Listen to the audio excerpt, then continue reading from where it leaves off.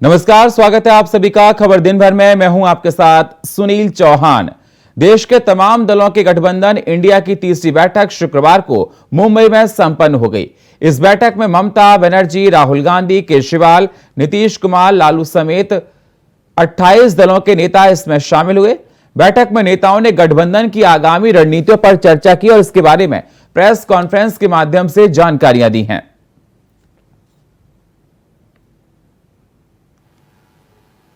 Session में दो महत्वपूर्ण बातें डिसाइड की गई। पहले के एक कोऑर्डिनेशन कमेटी होगी और दूसरी कि जल्दी से जल्दी जो सीट शेयरिंग का मामला है उसको हम डिस्कस करके उसमें हम रेजोल्यूशन निकाल देंगे। नरेंद्र मोदी और अदानी जी के बीच में जो रिश्ता है उसके बारे में मैंने कल बोला। इंटरनेशनल फाइनेंशियल न्यूज़पेपर्स में आया है कि $1 बिलियन पैसा हिंदुस्तान से गया है, बाहर गया है और वापस आया है। नरेंद्र मोदी जी G20 करा रहे हैं और हिंदुस्तान की इज्जत का मामला है। नरेंद्र मोदी जी को कह देना चाहिए कि वो इंक्वायरी कराएंगे और अगर वो इंक्वायरी नहीं कराएंगे तो फिर पूरे देश को पता लग जाएगा कि क्यों इंक्वायरी नहीं कराई जा रही है। मेरा एक ही आपसे अपील है, जब आप एक होकर लड़ेंगे आपको हराने वाला कोई नहीं है। अगर आप लड़ते रहेंगे आपस में, अगर आप एक दूसरे से द्वेष करेंगे, आप एक दूसरे से बाजू हटेंगे तो ये कोई आपको जिता नहीं सकता। जिताना अपने हाथ में है। आपको मालूम है कर्नाटक में कैसा मोदी दिल्ली से आकर गली गली फिरा तो भी लोग वोट नहीं दिए। बहुत सबको कुछ ना कुछ बोल के भड़कावा, लेकिन कोई उसको देखे नहीं। जिस जगह गया उस जगह हारते गया। ये जो इंडिया अलायंस है, ये अलायंस कुछ चंद 26, 27, 28 केवल पार्टियों का अलायंस नहीं है। ये इंडिया अलायंस इस देश के 140 करोड़ लोगों का अलायंस है और ये लोग एक साथ आए हैं। देश के लोग इकट्ठे हो रहे हैं और बहुत बड़ी संख्या में लोग इकट्ठे हो रहे हैं और देश के लोग इकट्ठे हो रहे हैं 21वीं सदी के भारत का निर्माण करने के लिए। आज हमें बहुत दुख होता है कि आज हमारे देश के अंदर जो सरकार है, मोदी सरकार, मुझे लगता है कि आजाद भारत की सबसे भ्रष्ट सरकार और सबसे अहंकारी सरकार है। एक भारतीय होने के नाते मुझे बेहद दुख होता है। आप सबको याद होगा कि कितना झूठ बोल करके, कितना अफवाह फैला करके इस सत्ता में लोग आए थे।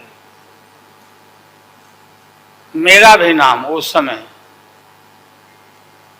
और देश के नेताओं का नाम इन लोगों ने यह प्रचारित किया था कि इन लोगों का पैसा स्विस बैंक में जमा है, स्विस बैंक में।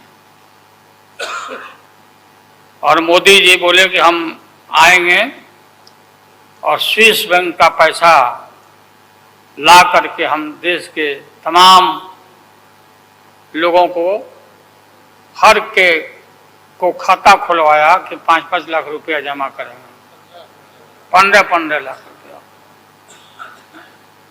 हम भी झांसा में आ गए और हमने भी अपना खाता खुलवाया। अभी जो केंद्र में हैं, अब वो हारेंगे, अब वो जाएंगे, ये पक्का जान लीजिए। देश के इतिहास को ये बदलना चाहते हैं तो हम लोग सब मिलकर के देश के इतिहास को नहीं बदलने देंगे और सब मिलकर के जो अपना देश है वो पूरा मजबूती के साथ होगा और समाज के हर तबके का उत्थान होगा। देश में एक ही चुनाव कराने को लेकर केंद्र सरकार ने बड़ा फैसला लिया है। केंद्र ने एक देश एक चुनाव को लेकर एक समिति का गठन किया। पूर्व राष्ट्रपति रामनाथ कोविंद को इस समिति का अध्यक्ष बनाया गया है। यह समिति इस मुद्दे पर विचार करने के बाद अपनी रिपोर्ट को सौंपेगी। इसके बाद यह तय होगा कि आने वाले समय में क्या सरकार लोकसभा चुनाव के साथ ही सभी राज्यों में विधानसभा के चुनाव भी कराएगी या नहीं। आपको बता दें, एक देश एक चुनाव का मतलब है कि देश में होने वाले सारे चुनाव एक साथ ही करा दिए जाएं। देश के आजाद होने के कुछ समय बाद तक लोकसभा और विधानसभा के चुनाव एक साथ कराए जाते थे, लेकिन इस प्रथा को बाद में खत्म करके विधानसभा और लोकसभा चुनाव को अलग अलग से कराया जाने लगा। कमेटी रचाया गया है। कमेटी रचाने के बाद इसका कमेटी का रिपोर्ट आएगा। कमेटी का रिपोर्ट पब्लिक डोमेन में चर्चा होगा। अगर पार्लियामेंट में जब आता है, पार्लियामेंट में चर्चा होगा। पार्लियामेंट प्रबुद्ध है। भारत देश का प्रजाप्रभुत्व एकदम मैच्योर्ड है, प्रबुद्ध प्रजाप्रभुत्व है, उसमें चर्चा होगा। इतना घबराने का क्या बात है। हम देश दुनिया के बहुत बड़ा प्रजाप्रभुत्व, we are the largest democracy of the world. और इसके साथ ही साथ हम बहुत पुराना डेमोक्रेसी है। India is called as the mother of democracy. ये मदर ऑफ डेमोक्रेसी में बहुत बार ऐसे, ये तो एवोल्यूशन है। ये डेमोक्रेसी, जहां मैं कर्नाटक से आता हूं, कर्नाटक से 12th सेंचुरी में डेमोक्रेसी था। ऐसे भारत के कई प्रदेशों में democracy 12th century, 11th century, 8th century से डेमोक्रेसी है। ये डेमोक्रेसी भारत में एक एवोल्यूशन है। ये एवोल्यूशन में अभी नया नया जो विषय आता है देश के हित में, उसका तो चर्चा तो करना चाहिए। तो चर्चा करने के लिए कमेटी रचा दिया गया है। वन नेशन एंड वो क्या होता है भाई, ये देश एक ही है ना, थोड़े अलग अलग देश है। ये देश में कोई अलग अलग जो अगर बात करता होगा, वैसे तो एक विधान एक संविधान की बात भी हम करते हैं। तो वन नेशन तो वन है, क्या किसी के मन में शंका है? इलेक्शन भी एक होता है, जो संविधान ने हमको अधिकार दिया है। लोकसभा, विधानसभा, वन नेशन और वन इलेक्शन ठीक है, लेकिन उससे पहले फेयर इलेक्शन लीजिए। फेयर इलेक्शन हमारा नारा है, not one nation one election. We want fair election, जो आज देश में नहीं हो रहा है। और ये फेयर इलेक्शन जो हम मांग रहे हैं, ये टालने के लिए ये वन नेशन वन इलेक्शन का ये फंडा लेकर आए। देखिए, चुनाव जब होता है तो उसमें झंडा होता है, चुनावी निशान होता है, उसके स्लोगन्स होते हैं, वो तो सब चलता रहेगा ना। देखिए, ये दो विचारधाराओं की लड़ाई है, ये कोई लोगों की लड़ाई नहीं है। तो ये लोगों के सामने पर्याय है कि जिस तरह से मोदी सरकार पिछले 9 साल में असफल रही देश के प्रश्न हल निकालने के लिए, चाहे महंगाई हो, चाहे बेरोजगारी हो, चाहे जो अत्याचार हो रहे हैं महिलाओं पे, दलितों पे, अल्पसंख्यकों पे, आदिवासियों पे, मणिपुर जल रहा है, हरियाणा को जलाया जा रहा है, जो धार्मिक ध्रुवीकरण हो रहा है, मोदी सरकार इन अटकलों के साथ नहीं जीत सकती, उनको पता चल गया। तो आपने 200 रुपये गैस सिलेंडर में कम कर दी। इसका मतलब मान लिया कि गैस सिलेंडर के जो दर थे जो काफ़ी महंगा जा रहा था। तो 9 साल तो आपने लोगों को लूट लिया। चुनाव के 2 महीने पहले आपने 200 रुपये कम कर दिया। इस झांसे में कौन है? पूर्व मंत्री और कांग्रेस के वरिष्ठ नेता अशोक अरोड़ा ने केंद्र सरकार की तरफ से विशेष सत्र बुलाने के मुद्दे पर सरकार पर हमला बोला है। उन्होंने कहा कि केंद्र सरकार को एक देश एक चुनाव लाने से पहले सभी राजनीतिक दलों से बात करनी चाहिए थी। अशोक अरोड़ा ने कहा कि एक देश एक चुनाव भारत में फिलहाल संभव नहीं दिखता। उन्होंने कहा कि कई राज्यों में चुनाव कुछ महीने पहले ही हुआ, ऐसे में वहां दोबारा चुनाव कैसे होंगे। अशोक अरोड़ा ने कहा कि उनके राजनीतिक अनुभव के आधार पर संभावना है कि सरकार यूसीसी का बिल ला सकती है।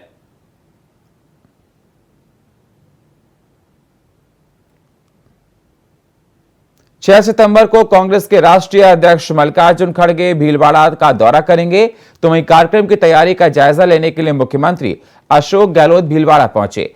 आपको बता दें, 6 सितंबर को मल्लिकार्जुन खड़गे डेयरी के तमाम प्रोजेक्ट्स का शिलान्यास करने वाले हैं। दरअसल राष्ट्रीय अध्यक्ष के दौरे को लेकर मुख्यमंत्री और राजस्व मंत्री रामलाल जाट खुद इसकी मॉनिटरिंग कर रहे हैं। उसी दौरान राजस्व मंत्री रामलाल जाट ने कहा कि पहली बार कांग्रेस के राष्ट्रीय अध्यक्ष राजस्थान आ रहे हैं तो उनको आना उनके लिए बहुत ही सम्मान की बात है और सम्मान दिया जाएगा।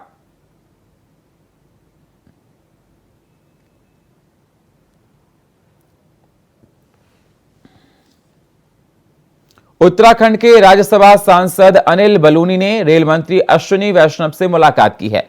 इस दौरान कोटद्वार से दिल्ली के बीच रात्रि रेल सेवा शुरू करने की मांग की है। साथ ही देहरादून लखनऊ के बीच वंदे भारत जैसी रेल सेवा शुरू करने की भी मांग की है। इस दौरान राज्य के जुड़े अन्य विकास के विषयों पर चर्चा की गई।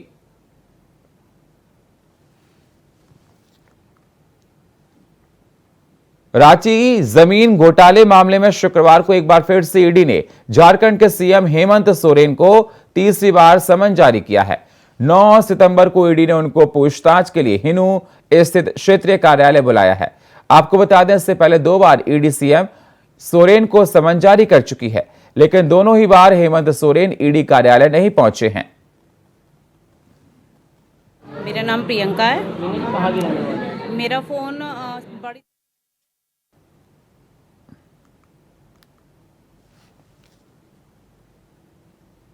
अगली खबर मुरादाबाद से है, जहां पुलिस ने 20 लाख रुपए से अधिक कीमत के मोबाइलों को लोगों को वापस किया। आपको बता दें, 100 से अधिक गुम हुए मोबाइल को पुलिस ने लोगों को दिए हैं। जानकारी के लिए आपको बता दें, एसएसपी हेमराज मीणा ने एक प्रेस कॉन्फ्रेंस करते हुए कहा और जानकारी दी कि इस दौरान खोए हुए मोबाइल को वापस पाकर लोगों के चेहरे पर खुशी देखी गई है। मेरा नाम प्रियंका है। मेरा फोन बड़ी सब्जी मंडी है, वहाँ उसके पीछे से चोरी हुआ था। कितना समय हो गया चोरी? लगभग 4-5 महीने हो गए हैं। 20 अप्रैल को चोरी हुआ था। तो आपको किसने सूचना दी मोबाइल? मुझे कल पुलिस के यहाँ से फ़ोन किया था, एसपी साइबर क्राइम ऑफिस से, कि आप अपना आधार कार्ड और आईडी वो लेके आ जाइए, बिल आपको आपका फ़ोन मिल जाएगा। आपका फ़ोन मिल गया है। तो आज कहाँ पहुँची आप? तो मैं आज यहाँ साइबर क्राइम ऑफिस में पहुँची हूँ, तो यहाँ से मुझे मेरा फ़ोन दे दिया गया है। पूछें आप? मैं बहुत खुश हो रही हूँ। पटियाला के नजदीक उदयपुर दीवानवाला में घर के बाहर कुत्ते को भगाने को लेकर बहस में 25 साल के नौजवान का कत्ल कर दिया गया। कत्ल उसके रिश्तेदारों ने किया। जानकारी के मुताबिक शख्स अपने कुछ रिश्तेदारों के साथ हथियार लेकर घर में दाखिल हुआ और घर में बैठे युवक की हत्या कर दी गई और उसके भाई को जख्मी कर दिया गया। इस दौरान घर की कुछ महिलाओं की जख्मी हुई। वहीं पुलिस ने मामले में 4 आरोपियों को गिरफ्तार की कार्रवाई शुरू कर दी। इसके पीछे की वजह पुरानी रंजिश बताई जा रही है।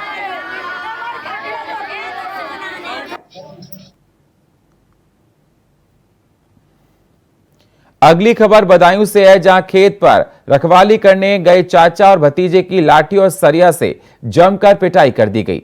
आपको बता दें, गांव के लोगों ने चाचा और भतीजे पर हमला कर दिया, जिससे चाचा की मौके पर मौत हो गई। इस दौरान परिजनों ने गांव के लोगों पर पुरानी रंजिश के चलते हत्या का आरोप लगाया है। मौके पर पहुंची पुलिस ने शव को कब्जे में लेकर पोस्टमार्टम के लिए भेजा और मामला दर्ज कर आगे की जांच शुरू कर दी है।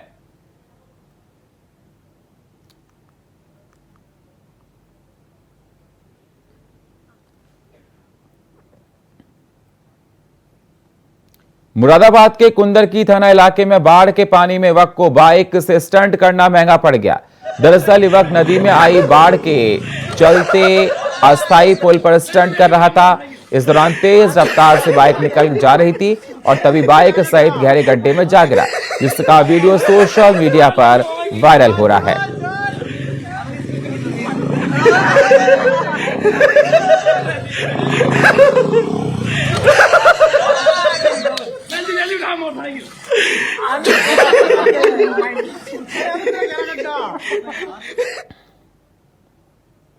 मध्य प्रदेश के मुख्यमंत्री शिवराज सिंह चौहान ने सीधी में मेडिकल कॉलेज का विधिवत भूमि पूजन कर क्षेत्रवासियों को बड़ी सौगात दी है। इस दौरान उन्होंने कहा कि आज का दिन सीधी के लिए सौभाग्य के उदय का दिन है। सीधी में आज मेडिकल कॉलेज की नींव रखी गई। मैं सभी को बहुत बहुत शुभकामनाएं देता हूं।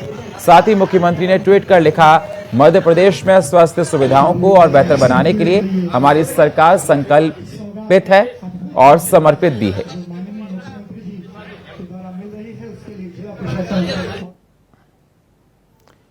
प्रयागराज के थरवाई इलाके में दरोगा के बेटे की गोली मारकर हत्या कर पुलिस ने खुलासा कर दिया है। पुलिस ने आरोपी को गिरफ्तार कर लिया। आरोपी के कब्जे से घटना में इस्तेमाल पिस्टल और कारतूस भी बरामद कर लिए गए। पुलिस पूछताछ में पता चला कि आरोपी और मृतक के बीच मोबाइल के पैसे के लेन देन को लेकर विवाद था, जिसके चलते आरोपी पंकज यादव को गोली मारकर फरार हो गया था। पुलिस ने मौके पर लगे सीसीटीवी फुटेज और मृतक परिवार की तहरीर के आधार पर आरोपी की पहचान कर उसे गिरफ्तार किया है। हापुड़ में वकीलों द्वारा किए गए प्रदर्शन के दौरान पुलिस द्वारा लाठीचार्ज के मामले में सीएम योगी के निर्देश पर गठित की गई जांच टीम शुक्रवार को पीडब्ल्यूडी गेस्ट हाउस पहुंची, जहां मेरठ महामंडल, मंडलायुक्त और आईजी के लिए हापुड़ बार एसोसिएशन के पदाधिकारी से बातचीत की, जिसके बाद कहा कि वह इस जांच टीम में संतुष्ट नहीं है। वहीं एसोसिएशन के अध्यक्ष एनुअल हक ने बताया कि जांच टीम से उनकी बात हुई, लेकिन कोई नतीजा इससे नहीं निकलने वाला है। इस जांच टीम में जब तक हाईकोर्ट या सुप्रीम कोर्ट के सेवानिवृत्त न्यायाधीश या बार काउंसिल के सदस्य नहीं होंगे, तब तक जांच निष्पक्ष नहीं हो सकती है।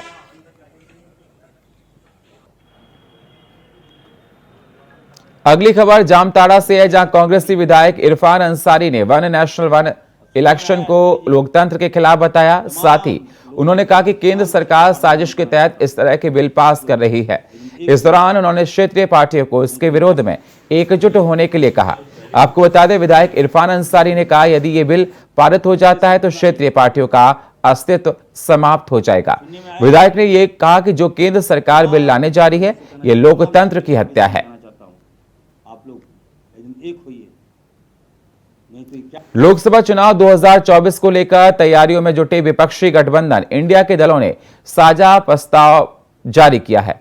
आपको बता दें, इसमें आगामी लोकसभा चुनाव एक साथ मिलकर लड़ने को लेकर प्रतिबद्धता जताई जा रही है। साथ ही प्रस्ताव में कहा गया कि हम इंडिया के सभी दल जहां तक कि संभव हो सके आगामी लोकसभा चुनाव एक साथ मिलकर लड़ने का संकल्प लेते हैं। इस दौरान तमाम राज्यों में सीट बंटवारे की प्रक्रिया तुरंत शुरू की जाएगी और विचार विमर्श की सहयोगात्मक भावना के साथ इसे जल्द से जल्द पूरा किया जाएगा। हरियाणा के सीएम मनोहर लाल ने कहा कि हमारी भावी पीढ़ी को नशा मुक्त हरियाणा बनाने के साथ साथ हमें उनके अपने स्वास्थ्य और पर्यावरण संरक्षण के प्रति भी जागरूक करना होगा। आपको बता दें, करनाल में हर मंगलवार कार फ्री डे रहेगा और सभी सरकारी अधिकारी साइकिल से ही यात्रा करेंगे। सीएम ने कहा कि मैं स्वयं भी अगर करनाल आऊंगा तो मंगलवार को साइकिल से ही यात्रा करूंगा। तो वहीं करनाल से ड्रग फ्री हरियाणा अभियान के तहत मेगा साइक्लोथॉन का शुभारंभ किया गया। लखनऊ के आशियाना क्षेत्र के सेक्टर के में इलेक्ट्रिक गैस चूल्हा फटने से धमाका हुआ। इस हादसे की चपेट में एक बच्चा भी आया। वहीं मामले की सूचना मिलते ही आशियाना इंस्पेक्टर मौके पर पहुंचकर बच्चे को अपोलो अस्पताल भिजवाया है।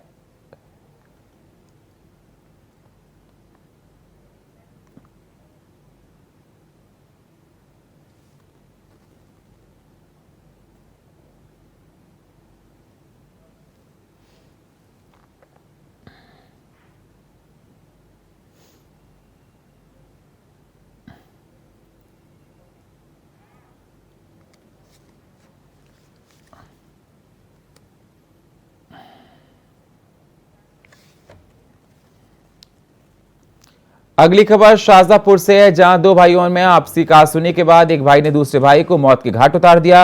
आपको बता दें, कहासुनी के बाद भाई बलवीर सिंह ने चाकू से भाई जालिम सिंह को मौत के घाट उतार दिया और मौके से फरार हो गया।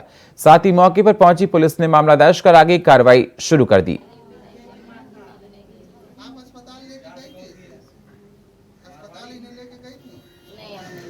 कोई लेके गया था गांव का, मोहल्ले का कोई अस्पताल ही नहीं ले गया था। हिंदू गया था, हिंदू।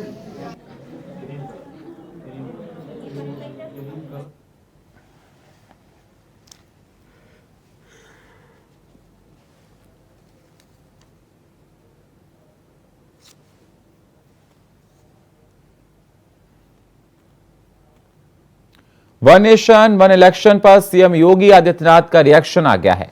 सीएम योगी ने खुशी जाहिर की है। उन्होंने वन नेशन वन इलेक्शन की प्रक्रिया को एक अभिनव पहल करार देते हुए इसे आज की आवश्यकता बताया। सीएम योगी ने कहा कि इस निर्णय से न सिर्फ विकास की प्रक्रिया गतिमान होगी, बल्कि ये लोकतंत्र की समृद्धि और उसकी स्थिरता को सुनिश्चित करते हुए प्रत्येक नागरिक के जीवन में खुशहाली लाएगा। वन नेशन वन इलेक्शन पर बोले सीएम योगी आदित्यनाथ। लोकतांत्रिक व्यवस्था में सरकारों की स्थिरता के साथ साथ विकास के लिए भी एक गतिमान सरकार चाहिए और इस दृष्टि से वन नेशन वन इलेक्शन यह एक अभिनंदनीय प्रयास है। हमें प्रसन्नता है जानकर के कि वन नेशन वन इलेक्शन के लिए जो कमेटी बनी है इसके अध्यक्ष पूर्व राष्ट्रपति माननीय श्री रामनाथ कोविंद जी को की अध्यक्षता में बनी है। इस अभिनव पहल के लिए मैं देश की सबसे बड़ी आबादी के राज्य उत्तर प्रदेश की जनता की ओर से। अगली खबर राजस्थान के बीकानेर से है, जहां रोडवेज कर्मचारी अपनी तमाम मांगों को लेकर पिछले लंबे समय से आंदोलनरत हैं। इसी कड़ी में रोडवेज कर्मचारियों ने आक्रोश जताते हुए सरकार का पुतला फूंका और जमकर नारेबाजी की। इस दौरान प्रदर्शन कर रहे कर्मचारियों ने कहा कि 2000 नई बसें खरीदने, बकाया वेतन देने, रिटायर कर्मचारियों को पेंशन देने और रोडवेज को सरकार में शामिल करने सहित कई मांगों को लेकर वे आंदोलन कर रहे हैं।